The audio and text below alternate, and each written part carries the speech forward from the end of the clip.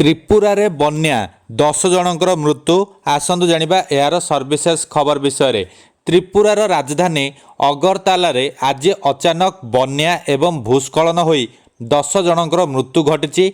34,000 रु अधिक लोकंकु अन्यत्र स्थानांतरण करा जायछि।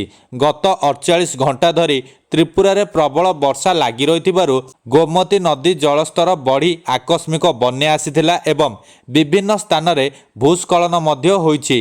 दक्षिण त्रिपुरा गोमती एवं खोआई जिल्ला रे 10 जनकर मृत्यु हो जाइछि। आहुरी अनेक लोक निखोज अछंती। 8टी जिल्लार 6,600 परिवार 34,000 रु अधिक लोक विभिन्न शिविर रे आश्रय नैछंती। 1,000 रु अधिक घर बन्या जल रे क्षतिग्रस्त होईछि।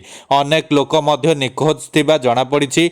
मुख्यमंत्री माणिक साहा केंद्र गृहमंत्री अमित शाह को राज्यर बन्या स्थिति नहीं अवगत कराइछंती। राज्य रे अतिरिक्त एनडीआरएफ मुतयन पई से कहिछंती। लगाण वर्षा पई त्रिपुरा रे 10टी लोकल ट्रेन बातिल होईछि।